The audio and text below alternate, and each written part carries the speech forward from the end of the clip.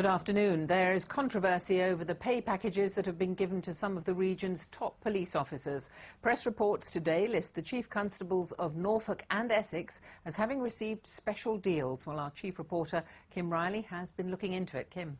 Carol, the Times newspaper's talking of off-book payments, secret perks, golden handcuff deals hammered out behind closed doors. When I talked to the chairman of the Norfolk Police Authority this morning, he had no regrets at all over what had been paid to get the man they wanted for that top job. And that man is Ian Macpherson. He came to Norfolk from North Yorkshire 2 years ago. The national pay scale salary for the job was £126,000, but he was given a £70,000 relocation package, and that included the payment of stamp duty on his new home. A one-off payment, says the authority. His official salary now, £129,000. But it doesn't end there. If he hits his performance targets, and he did last year, he can get a bonus of 15%. That's around £19,000. Stephen Bett, who chairs the county's police authority, described Mr Macpherson as a shining star, an exceptional police officer. He'd helped make Norfolk one of the safest places in the country. The authority was happy with what it had paid to secure his services, and it was anxious to keep him. Morning, everyone. Another salary package in the spotlight is that of Roger Baker, Chief Constable of Essex, for 5 years, until his retirement this week. We've got some interesting business to do here. Always a colourful figure, a champion of zero tolerance. His officers arrested nearly 200 people on his first day in the job. He once memorably described criminals as thick. Well, I've been dealing with criminals for the last 30 years. There's very, very few of them I'd ever pick for my pub quiz team, so I'd rest my case at that. It was reported that in 2007 he received a £25,000 golden handcuffs deal on top of his £137,000 annual salary. Was he worth it? I'm still awaiting a statement from Essex Police Authority, but the view seems to be we'll pay what we have to attract the very best. Carol. Thank you very much, Kim. The trial of the man accused of murdering Dinah McNichol has been halted and the jury discharged. Peter Tobin denies killing the teenager from Essex, whose remains were found in Kent 18 years after her disappearance.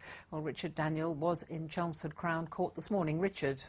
Carol, Peter Tobin's trial began in June, but jurors haven't heard evidence for more than a week. Well, today Peter Tobin was finally back in court. He's been ill with shingles, and Mr Justice Calvert-Smith told jurors the defendant was still ill and in fact required surgery, and for that reason he decided to discharge the jury. Now, just to remind you, Dinah McNichol was 18 years old when she vanished in 1991. She'd been to a pop festival in Hampshire when she went missing. Her remains were found in 2007 in the garden of a house in Margate where Peter Tobin had been living in the early 1990s. And the jury was told that Peter Tobin has killed before. That's right. Last December he was sentenced to life in prison for murdering 15-year-old Vicky Hamilton, who came from Edinburgh. Now, her remains were found in the same garden, jurors were told, and they were also told that both sets of remains had traces of a sedative that it's claimed Peter Tobin used in their abduction. They were also told that Peter Tobin has a conviction for indecently assaulting two 14-year-old girls in 1994. Now, Peter Tobin denies murdering Dinah McNichol. A new trial has been set for mid-December. Richard, thank you. A man from Hertfordshire is in hospital after being stung more than 200 times by a swarm of wasps. He's being treated at the Lister Hospital in Stevenage after being attacked by the swarm last night in Baldock. He'd apparently fallen onto a bush and disturbed the wasp's nest. Administrators brought in to run a collapsed haulage company say they hope to save the jobs of the staff.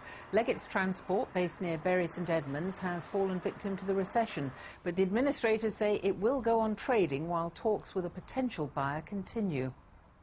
A battle has broken out between the parties fighting the Norwich North by-election over who's going to run the cleanest campaign. Well, our political correspondent Andrew Sinclair is out on the stump. This is turning into a big deal, isn't it, Andrew?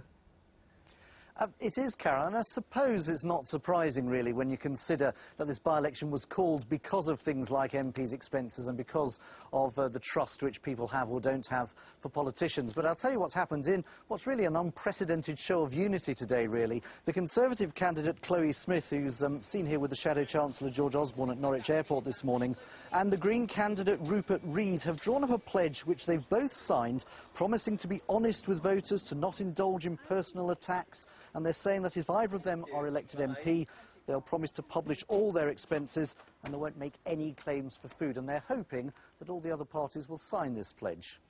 Exactly that. Is anybody else going to sign it?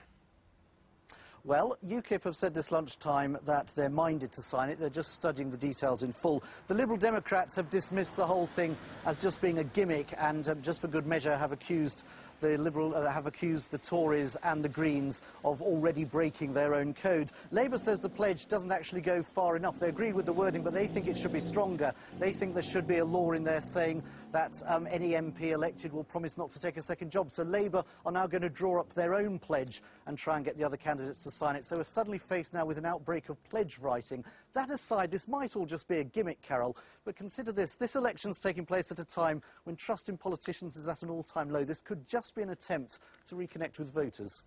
Well, thank you very much indeed, Andrew.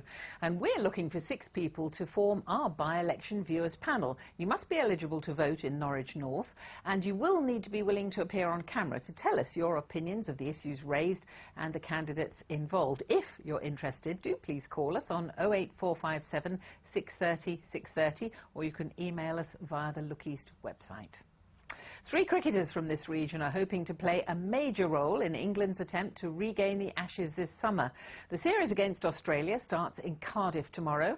Alistair Cook and Ravi Bopara from Essex, plus Northamptonshire's Monty Panesar, are all in England's 13-man squad. Not necessarily a name the Australians are familiar with, but it's a face they could become tired of seeing. If Freddie's heroics made him centre of attention 4 years ago, much of the talk going into the rematch surrounds England's new batting sensation. After 2005, it really hit home how big the series is. And I think now, you know, the whole country is expecting something, and to win it, everybody's on a high. You know, I saw the after effects of winning 2005, and I'd love, you know, to be part of a winning team who creates that sort of atmosphere again around the country. He's made 3 successive Test centuries, but Ravi's yet to experience the nerve-jangling walk to the crease in an Ashes contest. The Aussies have some idea of his natural talent. He and Alistair Cook piled on the runs against them batting for Essex in a tour match in 2005. Now they're carrying the expectations of a nation. We've been through a lot together, playing for Essex under 13s, 14s, and now to be playing at the highest level together. And obviously Durham when we put on 200 is very special, and hopefully we do that again.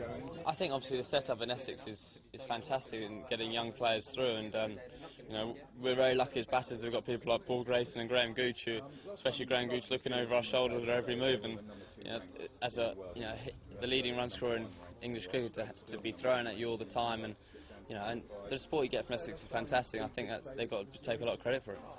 If he's looking a bit lost, there's good reason. It's been a bit of a nightmare season for Monty. The Northant spinner's taken just 6 championship wickets, but he's hoping to rediscover the magic on the biggest stage of all.